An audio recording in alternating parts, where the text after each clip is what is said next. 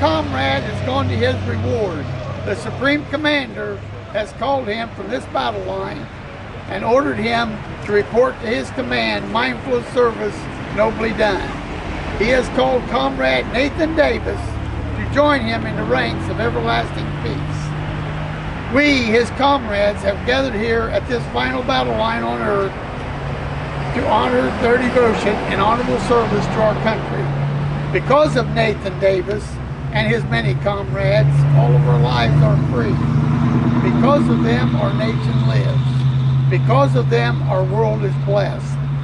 We will now bestow the highest honor our government has for his fallen veteran.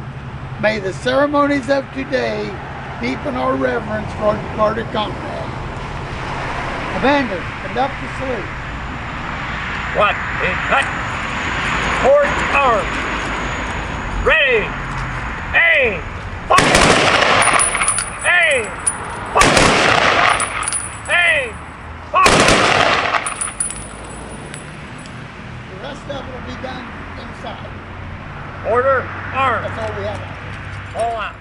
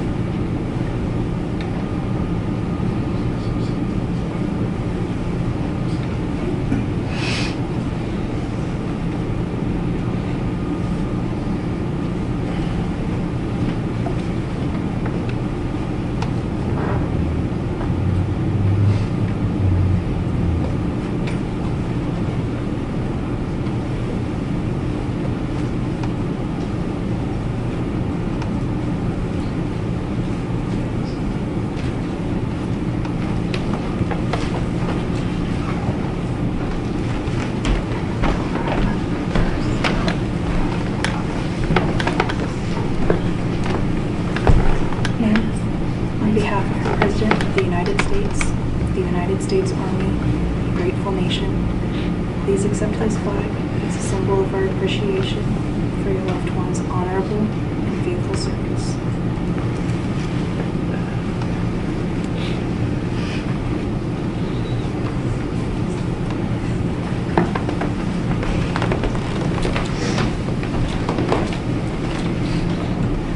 On behalf of the American Legion, we ask you to accept these empty shell cases as a token for our fallen veterans.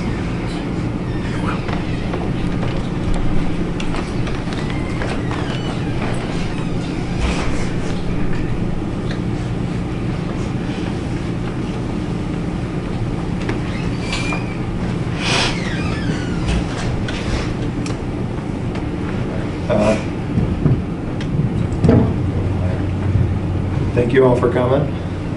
For those who don't know me, I'm Nathan's son, James, one of his sons named James. When I started flying with Steve Sands, he told me how he didn't know I existed when he was first getting to know Dad. When Dad mentioned James, Steve naturally thought he was referring to Jamie. But comments started to not add up. They didn't quite make sense for a 5-year-old, like he was heading over to Purdue to see me. Dad was born July 15, 1947, in a farmhouse in Wardell, Missouri, on his father's 18th birthday. Grandpa remarked to me once that he didn't really remember a time that Dad wasn't there in his life. He was just always there, and he went along with him everywhere he did. They did everything together, and Grandpa talked about how they did things like flying control line airplanes, which is a wildly different world to me because there's no way I'd give my kids a gas-powered airplane on a 35-foot line. And like a typical 1950s boy, Dad was enamored by Roy Rogers and wanted to be a cowboy. Dad's family moved to Paducah when he was young, and he graduated high school there in 1965. Dad was proud of his Missouri and Kentucky roots. He stayed in touch with his high school graduating class. It was so southern that the colonel himself rolled up his sleeves and showed Dad how to properly fry chicken once when he stopped by the store he was working at. There in Paducah, Dad first started flying before he turned 19, taken after his father also flew. He studied at University of Missouri at Rolla before joining the Army and serving a year in Vietnam from 68 to 69. Dad wanted to be a helicopter pilot, but his parents said no. And I'd say that was a smart call for all of his future kids. He joined EAA, the Experimental Aircraft Association, in 1968 and attended the EAA fly-in at Rockford, Illinois, which was before it was held at Oshkosh. So Oshkosh before Oshkosh. And it was around the same time that the family moved further away to here in Kokomo. There he built a strong network of friends as a home builder, customizing his own aerobatic planes and flying them in competitions in the 70s and 80s, and helping others with their builds. Dad graduated Purdue in '74 with a bachelor's in mechanical engineering and went on to work at Delco Electronics before joining his father at Acroline Products, a company that he had founded, and then the company moved shortly later to Tipton in the early 80s, and he worked with Grandpa until he retired in 1988, and then continued working with his brother until they sold the company in 2005. Continued working with Kevin at Integrity until his death. I was lucky to have worked closely with the family for over 45 years. Working with Dad, his dad and brother, gave my dad the opportunity to do many things that he loved. Skiing in Aspen, autocrossing his vets, traveling out west to collect old Western memorabilia, which was a pretty good excuse to still dress up like a cowboy, attending Purdue games, and flying in an incalculable number of airplanes. Being around Dad was an experience because he took his friends and family along for the ride. Dad was always pretty nonchalant about things too. He once asked my high school principal to excuse me for 2 days from class. We traveled with the Purdue basketball team to an away game in Iowa, and it was a miserable loss. Coach Katie was storming mad. At one point, he took off his jacket, slammed it on the court. The cameras were frequently on him, and I remember the cameras were frequently on him, and we were sitting right behind him in the bench, and you could see Dad and I, and frequently doing that TV broadcast. The next morning, my principal approached me, chuckling, saying he had approved the absence request and just assumed Dad was pulling me out of class for death in the family. So Dad was like that. He didn't volunteer extra information. He could be talking to a stranger about his plane, and until they asked what kind of plane, they'd have no idea he was talking about a P-51. Over the years, I've heard similar descriptions of Dad from people. Quiet, intimidating, and not quite sure if he even likes you. But each person goes on to say how generous and sincere and happy to help Dad was once they got to know him. If you ask questions, you could really get him talking, genuinely excited to share his knowledge with you. As I retell Dad's story, one of a Southern boy going off to Vietnam and going on to live a life of incredible experiences, he sounds a lot like a real-life Forrest Gump, just without, the all-American athleticism. Well, Dad, to your family, you were our cornerstone. Calm, steady, you supported each of us unconditionally. Your patience was unfathomable and irreplaceable. I'll do my best with what you charged me with, but oh man, I wish you had left an annotated manual in one of your parachutes. I wanted to invite the floor to, if any family had any remarks to make. If any friends also had one to say anything about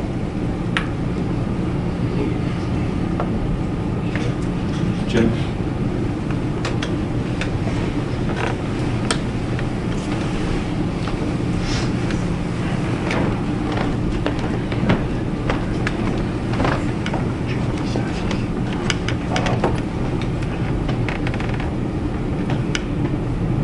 Nathan opened the doors to my life in more ways than I can count.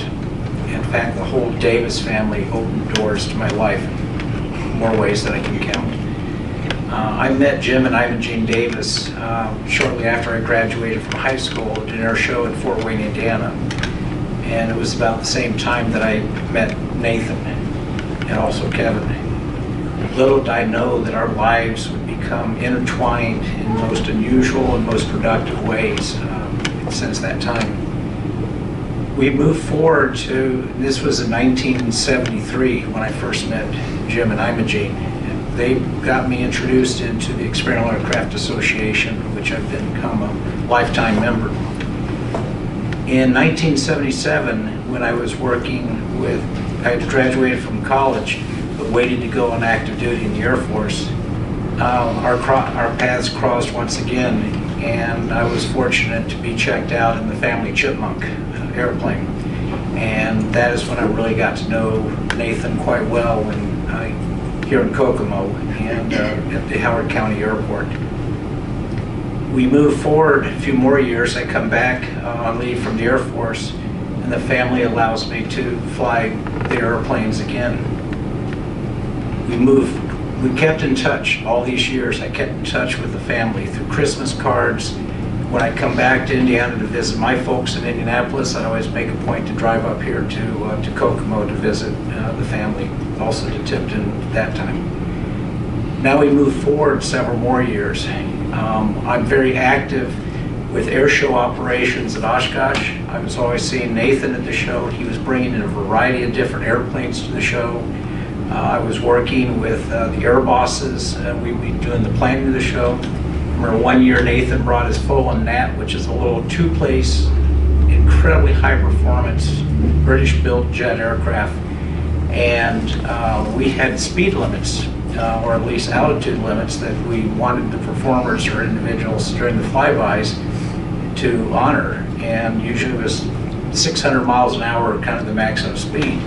Well, when you have a large jet, you get to see the jet go by at something like this.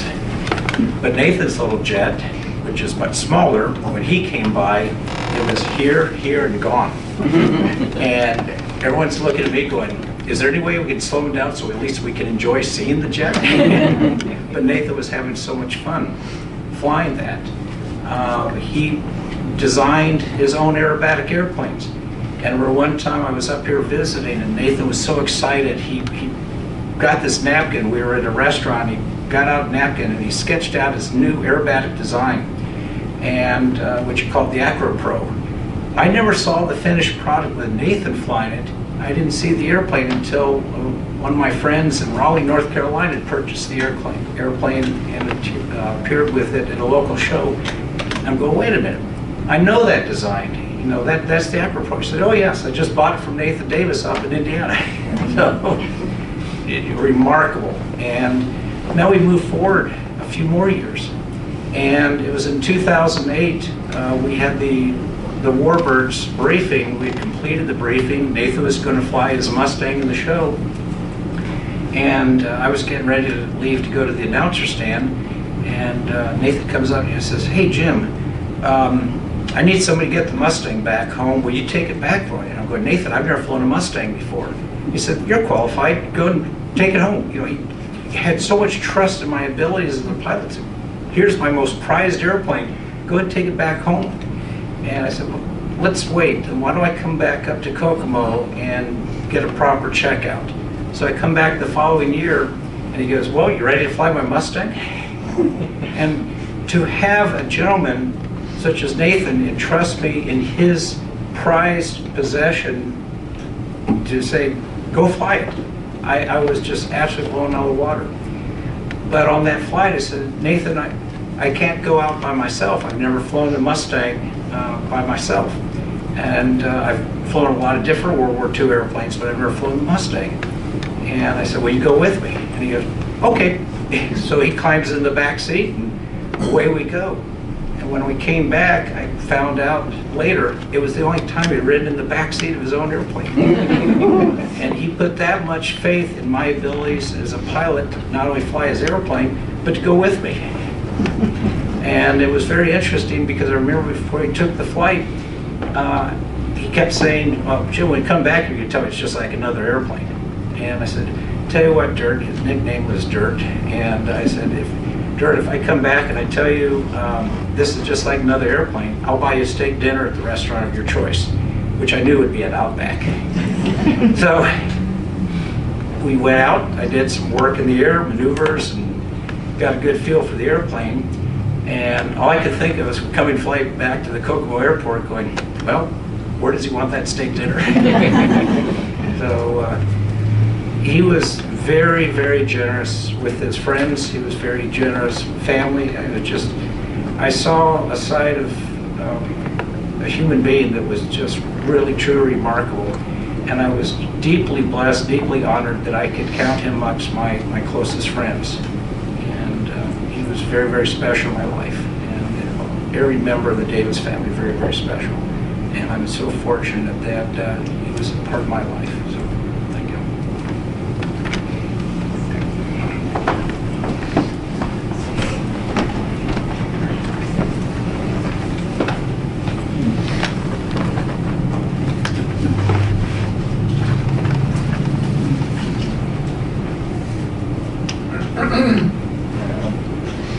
Read some remarks from Chuck. Chuck recalled first meeting Nate at the Howard County Airport while working on his first airplane project, the Scan. When he ran into questions, Nate and his dad, both very knowledgeable about airplanes, were quick to offer help. Chuck was impressed that once the problem was solved, Nate's response was simply, "What's next?" Nate's generosity with his knowledge and time made a lasting impression on Chuck. Through the 70s and 80s, they supported each other's airplane build projects.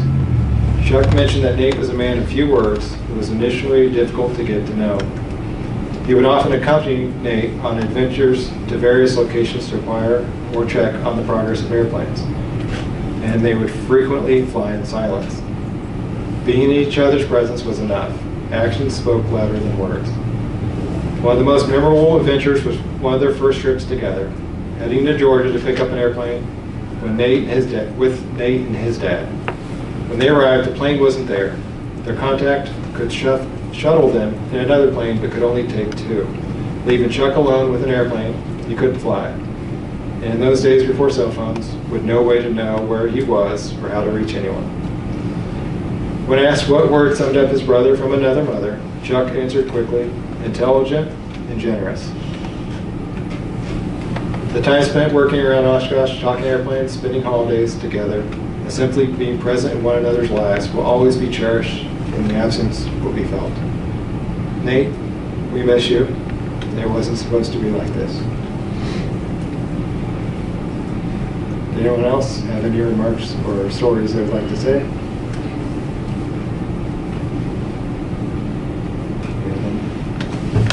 Probably Holly up to speak.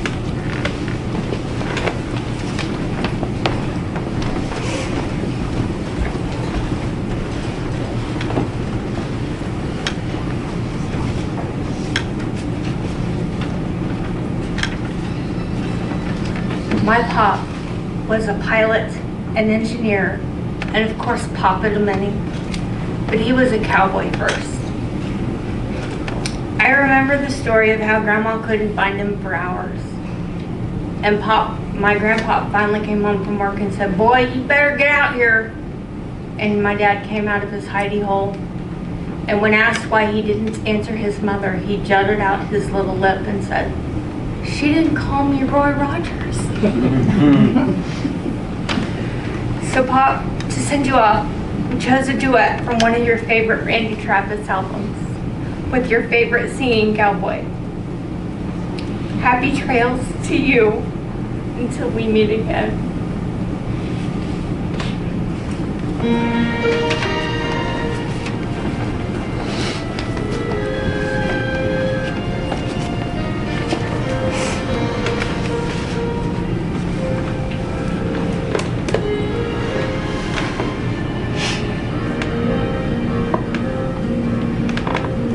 Happy trails to you